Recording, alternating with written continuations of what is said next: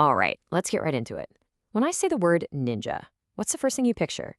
I bet it's a specific look, right? Well, what if that whole image, the one we've gotten from movies and myths, is missing the single most important part of their story? Today, we're going to pull back the curtain on the ninja's real secret. And trust me, it is not what you think. Yeah, we all think we do. The figure in all black, a phantom in the night, silently creeping through the shadows on some deadly mission. I mean, it's an amazing image, but it's just a tiny piece of the puzzle. That's the Hollywood ninja, not the historical reality. You know, one of the most important ninja manuals ever written, the Bansenshukai from way back in 1676, it tells a totally different story. It reveals that the ninja's most powerful skill wasn't about hiding in the dark at all. It was about seeing clearly in broad daylight. Their greatest weapon wasn't a blade, it was their brain. Now, this manual dedicates not one, but three entire volumes. We're talking volumes 8, 9, and 10 to this discipline called yonin. So forget hiding in the shadows. This is the art of hiding in plain sight. It's this incredibly sophisticated system of intelligence gathering, analysis, and measurement, basically turning a shinobi into a 17th century battlefield data scientist. So, this is the key difference you've got to get. You've got in-nin, which is that classic hidden infiltration stuff we all picture. But then you have yonin, the open disguise. The goal here isn't sabotage, it's foreknowledge. The person doing it isn't a covert raider, they're an analyst. They're the ones collecting the data that wins the war before a single sword is even drawn. And this little detail from the Bansenshukai itself tells you everything about how important the skill was. Yonin wasn't for just anybody. It was performed by high-ranking, educated people. Think about that.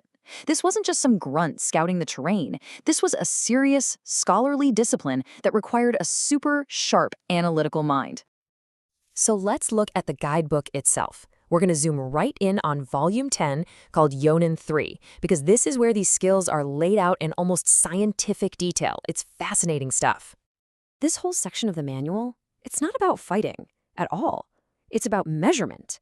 It literally teaches the operative how to gauge everything, from how high mountains are, to how deep rice paddies are, from the exact size of an enemy army to their morale, all through careful, methodical observation.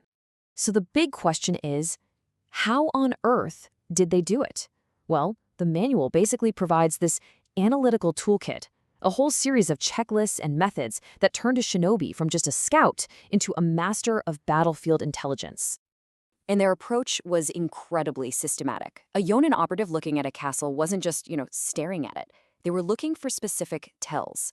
Are the enemy running low on food? The manual says to listen for fewer horse neighs and weaker voices from the soldiers. Is their morale about to break? Look for pale faces and men who are staggering. Every single detail was a data point. And it wasn't just about observation. It was about quantification, turning what they saw into hard numbers. The Bansenshukai gives actual metrics. For instance, for every 10,000 koku of a lord's land, that's a measure of wealth and territory, a general should have between 26 and 27 mounted warriors. So just by assessing a lord's territory, a shinobi could make a stunningly accurate estimate of their entire army's size. And believe me, they did not stop at just counting soldiers. The level of detail these operatives were trained to look for is, well, it's genuinely mind-blowing. No piece of information was too small or too insignificant to ignore. I mean, check this out. How to judge the depth of a rice field from a distance. You might be thinking, why would that even matter? Well, it's absolutely critical. Knowing if a field is deep, sticky mud, or shallow, hard ground can make or break an entire cavalry charge. An army could literally get stuck and wiped out based on bad intel. So the manual teaches you to look at the stubble, the shape of the ridges, even the angle of the plants. Incredible, right? We all know logistics win wars, and a shinobi knew that an army's entire supply situation could be figured out just by listening.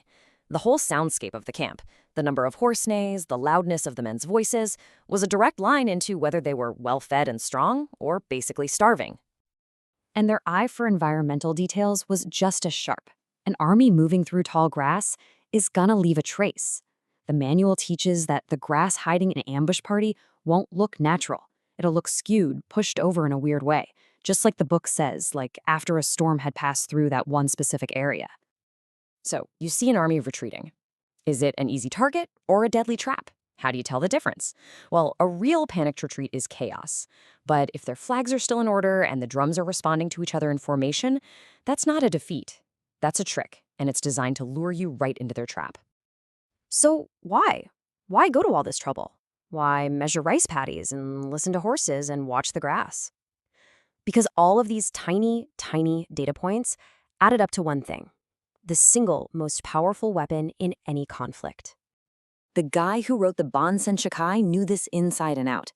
He even quotes the legendary military strategist Sun Tzu to prove his point. Victory doesn't come from praying to spirits or gods. It comes from having better information than your enemy. It comes from foreknowledge gathered by skilled human agents on the ground.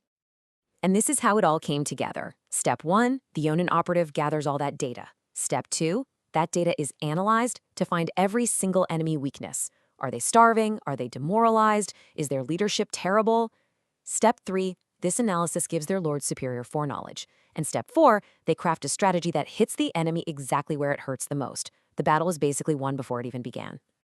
And this really gets to the true value of a shinobi. Yeah, their combat power was useful, for sure. Covert sabotage, that in stuff, even more so.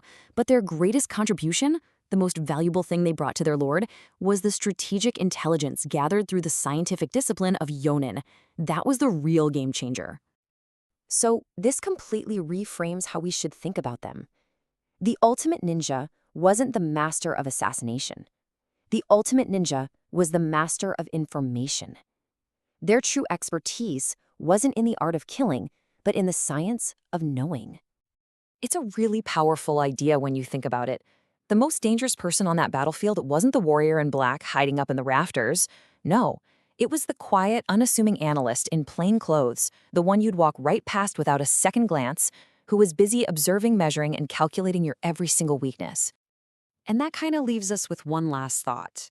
This art of hiding in plain sight, of gathering and analyzing data to gain a strategic advantage. I mean, that's more relevant today than ever before, right? So the question I'll leave you with is, who are the Yonin of the modern world?